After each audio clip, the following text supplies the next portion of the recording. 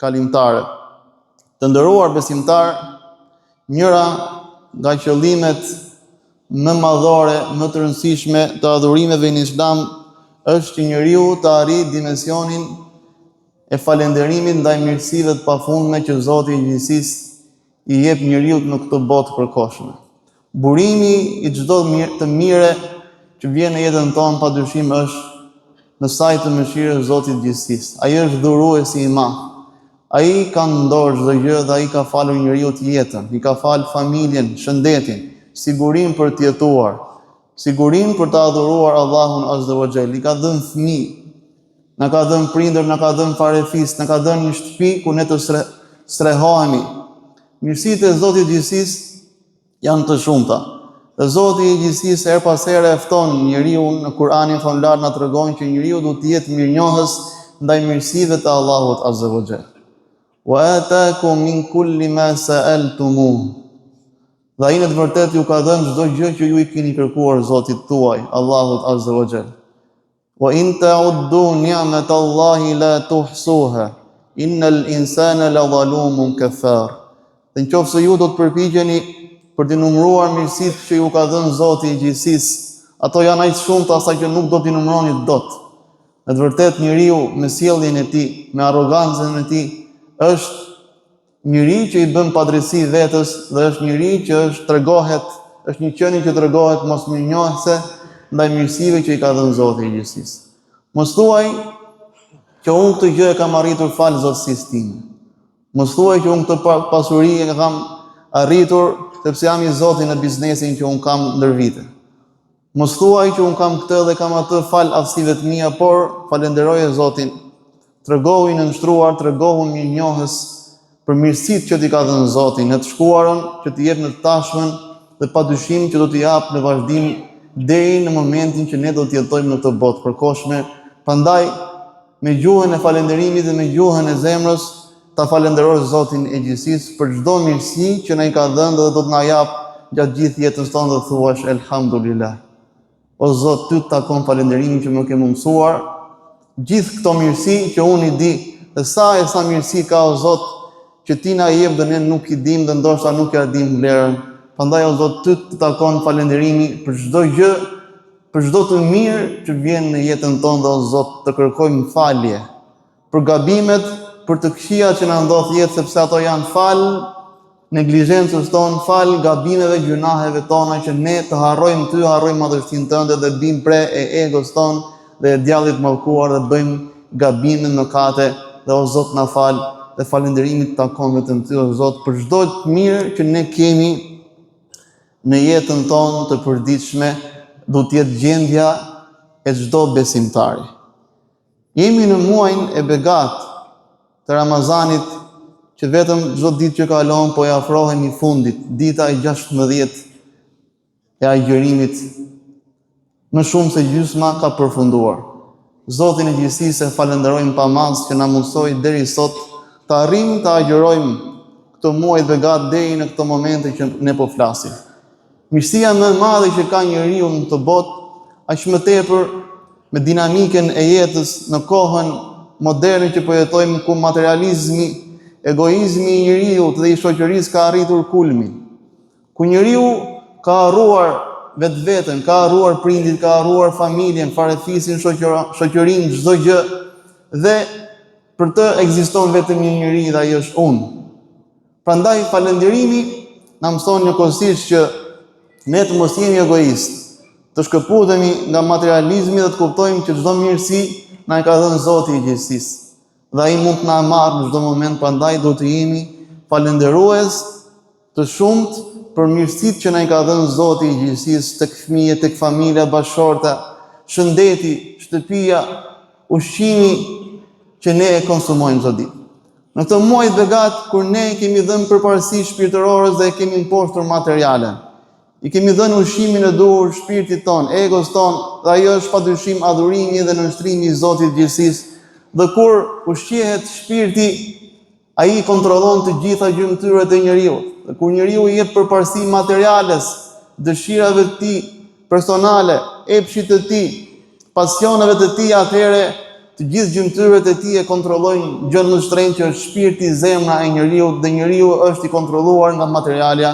Prandaj kur sundon shpirtëroja në jetën tonë, atëherë triumfon jeta shpirtërore, triumfon ndjenja e besimit dhe adhurimit të Zotit gjithësisë. Në këto ditë të agjërimit ne kuptojmë mjaft mirë bereqetin, mirësinë e ushqimit dhe e pijes dhe çdo mirësie që na ka dhënë Zoti i gjithësisë. Janë mirësitë pafundme që Zoti na jep dhe ne nuk duhet i shohim si të mirëqëna në jetën tonë, por janë mirësi që na jep Zoti i gjithësisë. Prandaj duhet të falenderojmë pa mast Allahun Azza wa Jall. Dhe një dimension i agjërimit padyshim është dimensioni i të falenderuarit Zotit gjithësisë. Walitukmilul idda walitukabbirullaha ala ma hadakum wa la'allakum tashkurun. Dhe që të plotësoni ditët e agjërimit të Zotit i gjithësisë dhe të madhëroni Zotin për atë që ju ka udhëzuar dhe me shpresën që ju të jeni falënderues ndaj mirësive të Allahut Azza wa Jall.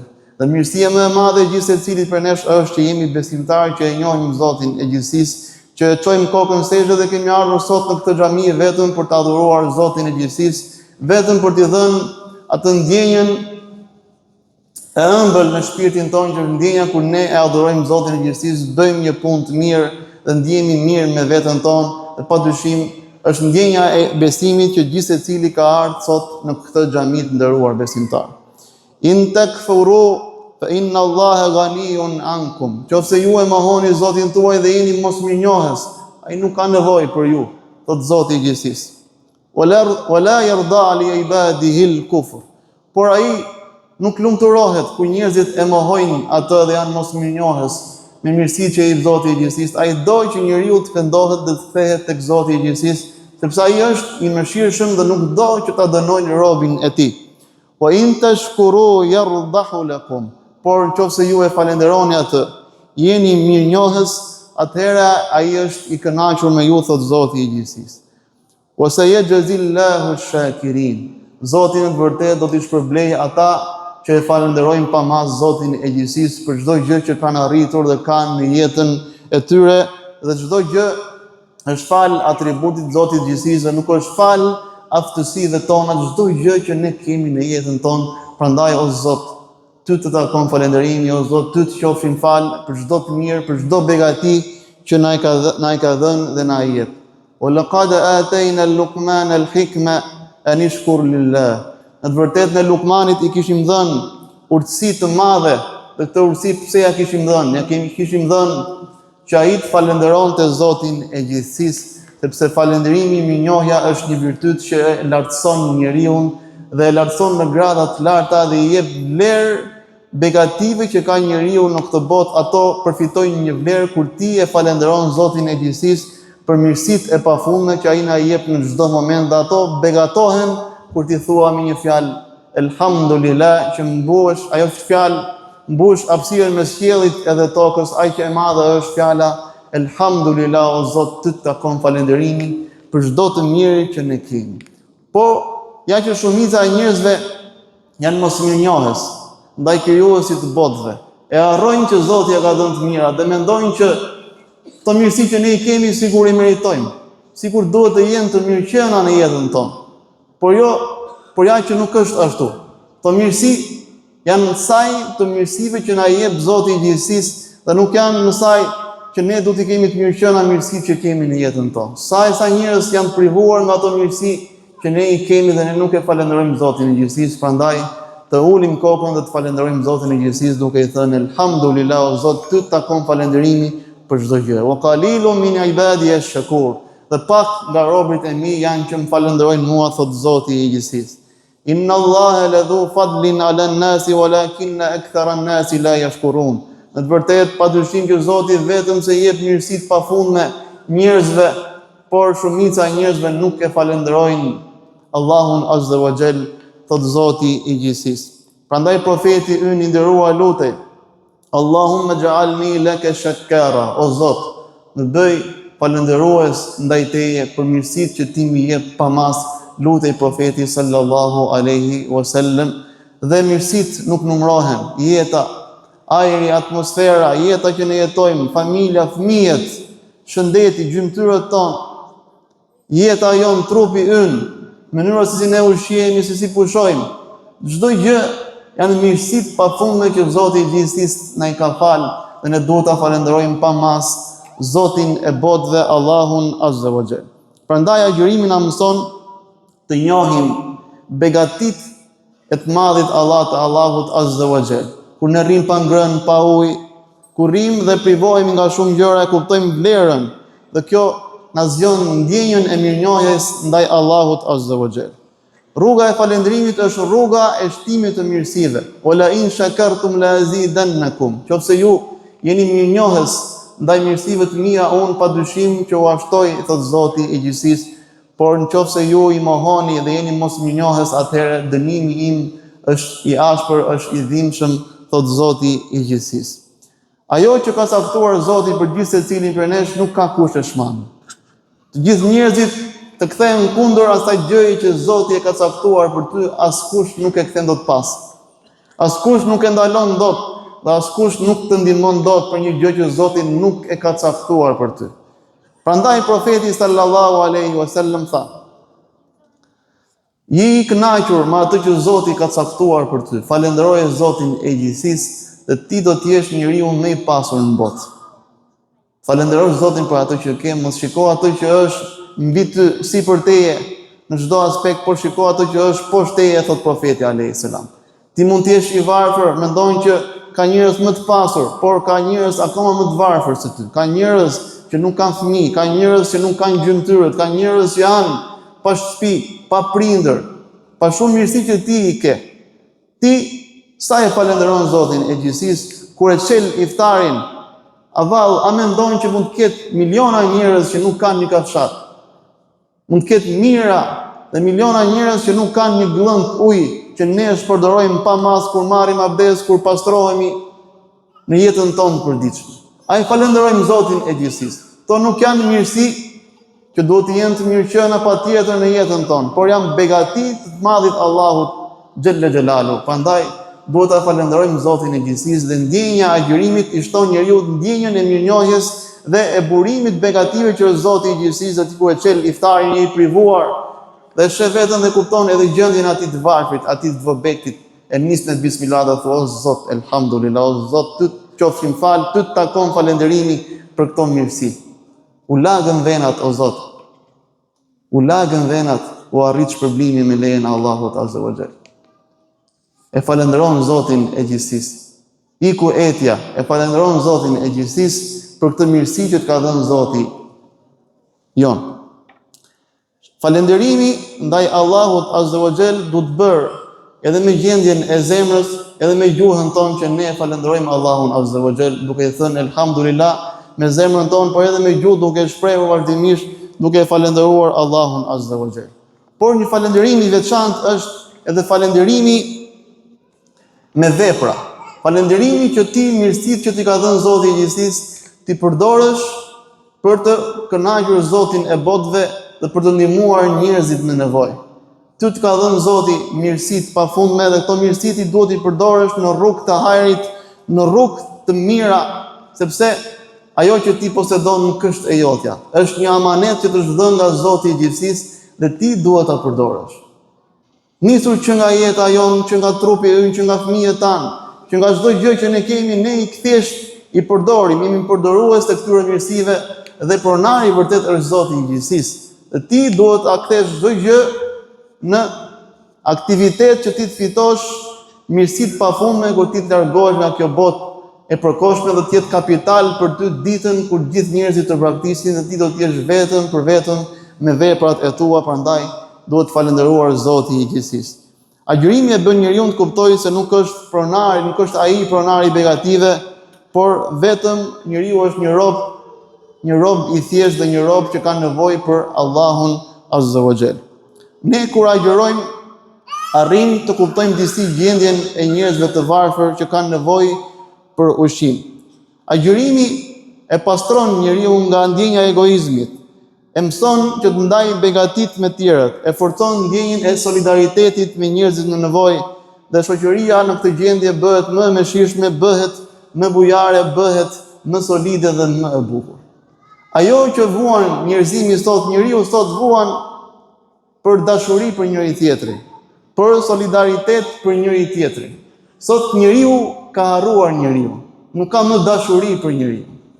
Po të themi pas në vite, në vendin tonë, në familjet tona, ku nuk kishte kaq bollok, pas disa vite pas komunizmit, kur sa po filloi të hapeshin gjërat, të rregulloheshin punët në vendin tonë, kishte mikpritje në shtëpinë tonë. Vinin mysafir, vinin farefis, nuk kishim ushqim siç kemi bollok sot. Vinin mysafir, flinin njëri nga koka, njëri nga këmbët, nuk kishte vend ku të flinin njerëzit. Hynin, dilnin farefis, njerëzit e afër, kishte mysafir, koncepti i mysafirit siç është shumë i rëndësishëm në Islam. Çfarë ka ndodhur sot në botën e kulmit të materializmit të egoizmit? Çdo kush është mbyllur në strehën e tij, në bunkerin e tij mund ta quaj, në bunkerin e tij modern sot, në shtëpinë e tij dhe thotë ç'm duhet mua me farefis. Ç'duhet mua me tjerët. Ç'm duhet mua me filanin jashtë shtëpisë time. Unë kam familjen time në shtëpi dhe nuk i intereson solidaritetin me të tjerët. Kjo është epoka që ne po jetojmë. Dhe ajo që ka nevojë njeriu sot, shoqëria ka nevojë për dashuri për njerëzore. Dashuri për jetimin, për njeriu nevobek, për njeriu që është i varfër, që s'ka mundësi. Dashuri për fëmijën tënd. A nuk thot profeti alayhis salam, nuk ka besuar ai njeri që është i ngopur, ti mund të çelësh iftarin duke bërë dua. Nuk ka besuar ai njeri thot që vetë është i ngrënë, i ngopur dhe komshiu i tij është i pangrënë. A nuk e thot profeti jon këtë fjalë? Nuk ka besuar ai njeri që vetë është i ngrënë dhe komshiu i tij nuk ka çfarë të ushqejë. Ti mund të falësh, mund të lutesh, kur ti nuk je njeri, nuk e vuan dhimbjen e tjetrit, atëherë nuk je njeri i pastër. Nuk je njeri me ndjenjë solide, solidare në zemrën tënde. Kur ti nuk e vuan hallin e tjetrit, sepse çdo kush e vuan hallin e vet, hallin e fëmijës ti. Çdo kush. Edhe kafshët, më ndjeni, më falni, edhe kafsha e vuan për të voglin e saj, sepse është krijuar në atë formë me këtë mëshirë. Por njeriu është një dimension tjetër i lartë, dhe njeriu del në pa që ai ka njerëzillik, që ai është njeri i mirë bamirës kur ai vuan vojtin e tjetrit. Kur ai sheh vojtën e tjetrit, kjo është ndjenja që duhet mbizotërojë në jetën tonë, që ti të vuash ndjenjen vojtjen e tjetrit, dhe kur tjetri ka mirësi të gëzohesh sikur të ka ardhur ty ajo mirësi, dhe ky është thelbi i pastrimit të shpirtit kur ti e ke adhuruar Zotin e gjithësisë, sepse ti je i bindur që burimi çdo të mirë është Zoti i gjithësisë, dhe kur tjetri ka të mira ti gëzohesh sikur të ka ardhur ty, dhe kur ai ka një vojtje, ka një hall, qoftë ti nuk e vuan, qoftë ti buzëqesh për hallin, për vojtjen e tjetrit, ti je njeri i keq. Ky është njeriu i keq, me shpirt të keq, me zemër të keqe, që për hallin, për vojtjen e tjetrit ai nuk e vuan, por buzëqesh me një buzëqeshje të shehur, sepse ai e xhelozon, thellë shehurazi, dhe ky është njeriu me zemër të keqe, njeriu shpirtlig që e përdorin nderuar besimtar. Profeti sallallahu alaihi wasallam ishte njeriu më bujar, njeriu më fisnik, njeriu më xhomer që ka parë ndonjëherë njerëzimi. Gjithmonë kur i kërkonin i jepte. Edhe pse ai vetë ishte më i varfër, gjithmonë ai i jepte njerëzve. Kana Rasulullah sallallahu alaihi wasallam ajwad an-nas, wa kana ajwad ma yakun fi Ramadan, hina yalqa Jibril alayhi salam fi kulli layla. Ai ishte njeriu më bujar, njeriu më fisnik që ka parë ndonjëherë njerëzimi. Dhe bujaria e tij arrinte kulmin në Ramazan. Transmetohet në hadithe. Kur ai takonte Xhibrilin alayhis salam çdo natë dhe bënte mësimin e Kuranit që lexonin bashkë me njëri tjetrin, profeti e lexonte dhe Xhibrili e korrigjonte dhe ia mësonte profetit ton. Çdo vit në Ramazan bëhej kjo gjë dhe vitin e fundit ndodhi 2 herë dhe ai ishte viti i fundit që profeti përjetoi Ramazanin. Ai ishte njeriu më bujar, më fisnik dhe ai jepte pa u friksuar sepse e dinte që ai që jepte ishte Zoti i gjithësisë dhe nuk janë duart tona. Dhe nuk janë duart tona. Nuk është mundi ynë. Sa të pasur kanë vdekur, duke mos ngrënë dot një kafshat nga mirësitë e tyre, kanë vdekur me kancer në stomak, në smundje të këqija. Njerëz të pasur. Prandaj, ajo kafshat që vjen që ti e merr me bismillah dhe e fut në gojë ka kaluar me qindra procese deri që të vijë në gojën e njeriu. Dhe ti kur e fut në gojë nuk i thua filloi dhe trete dhe çoi, jepi trupit tim, jepi energji, çfarë do trupi. Po ti thjesht bën një proces që e ka instaluar Zoti i gjithësisë dhe aty fillon edhe ndodh procesi i tretjes dhe më pas del edhe procesi ku njeriu del dhe procesi i ashqitjes, dalin gjërat që nuk janë të mira dhe ngel dobia në trupin e njeriu. Dhe sa e tha mirësi. Edhe shkuarja në tualet, edhe pastrimi janë mirësi, që ai që i vuan do të thotë, të vuash nga prostata, të vuash nga sëmundje të ndryshme, që mos shkosh dot në tualet. Prandaj profeti pas i konsumonte ushqim dhe pastroje dhe shkonte për nevojat personale e falenderonte Zotin dhe i thoshte: "O Zot, ty të qofshin fal që na jep mirësi dhe trupi ynë merr energjinë dhe ne pastrohemi dhe del ajo që nuk duhet të jetë në trupin ton." Lutej profeti alayhis salam. Këto nuk duhet të jenë të mirëqenia, por janë mirësitë e Zotit gjithësisë që ne i harrojmë dhe ne i neglizhojmë. Prandaj mirësitë tona në jetën tonë ne duhet t'i shprehim me punë të mira, duke qenë solidar për njerëzit në nevojë të nderuar besimtar. Dhe ata njerëz që japin në rrugën e Zotit, Zoti vetëm se ja shton riskun dhe i jep një qetësi shpirtërore dhe i jep lumturi në familjen e tyre. Dhe këtë gjë e përjetojnë mjaft mirë ata që japin pa u friksuar, sepse dinë që burimi i pasurisë nuk është dora e njeriu, por është Zoti i gjithësisë, dhe po nuk dha Zoti i gjithësisë, njeriu nuk ka çfarë të hedhë, as hapin më të vogël, as syt nuk i hap dot, as dorë nuk e lëviz dot.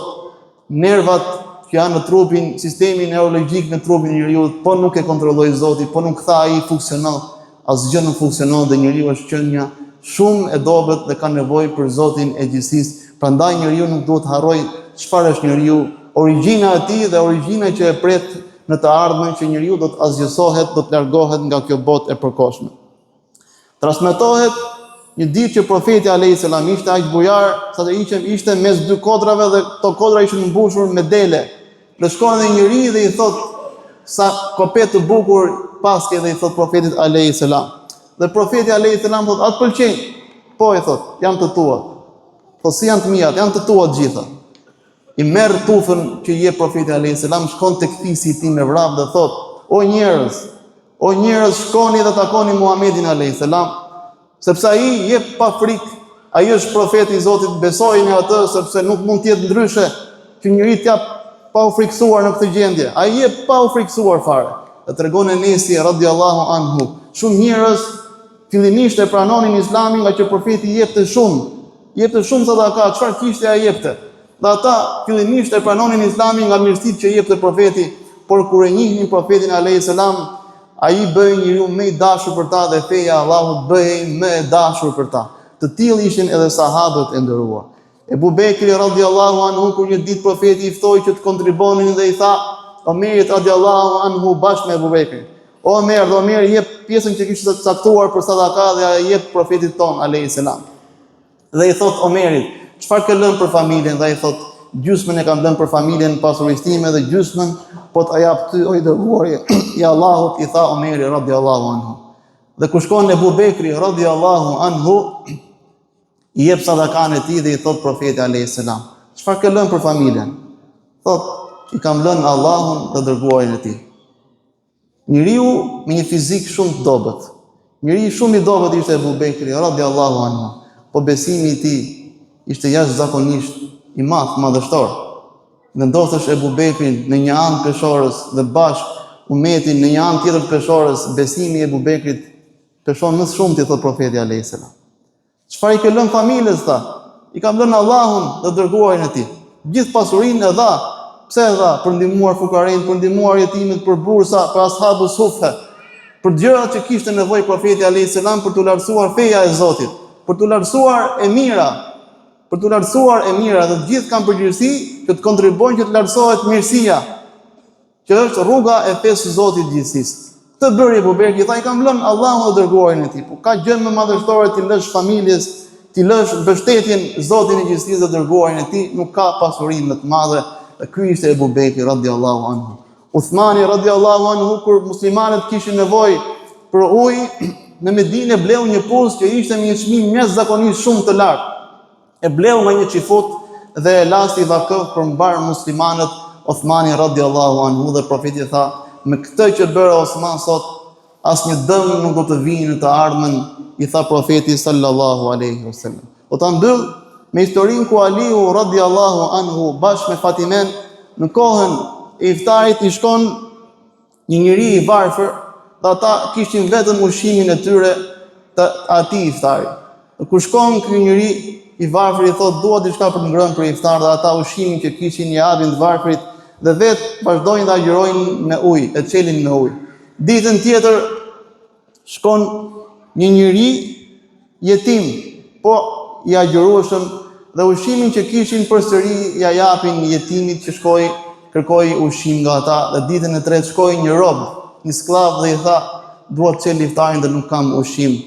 Dhe ata ushqimin që kishte Aliu bashkë me Fatimen radiallahu anha, vajzën e profetit alayhis salam, ushqimin e tyre të iftarit ja japin njeriu që ishte skllav, ishte rob dhe çelin iftarin e tyre me ujë.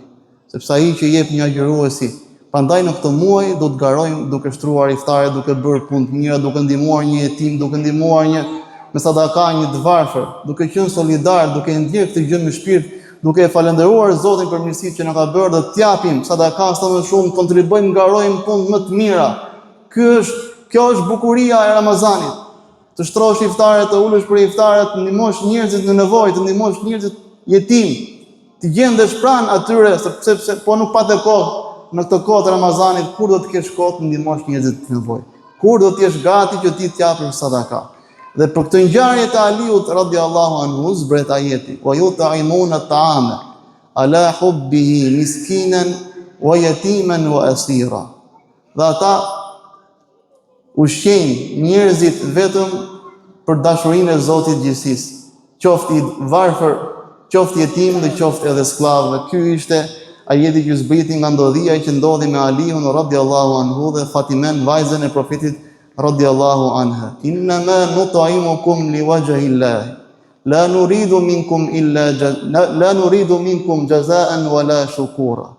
Ne ju ushqejmë, ne japim sadaka vetëm për hir të Zotit gjithësisë dhe nuk duam asnjë falënderim dhe asnjë shpërblim, dhe shpërblimin e presim nga Zoti i gjithësisë. Elusim Allahun azza wa jall që të na bëjë robër falënderues ndaj mirësive që Zoti na i ka dhënë pafund. Atij qofshin fal për çdo mirësi në jetën tonë. Atij jemi mirënjohës për çdo mirësi që na ka dhënë në jetën tonë. O Zot, ty të takon falënderimi për çdo gjë. O Zot, ty të qofshin fal për mirësinë e besimit që na ke udhëzuar në këtë kohë kaq të vështirë që po jeton njerëzimi sot. O Zot, falenderojmë pa mas.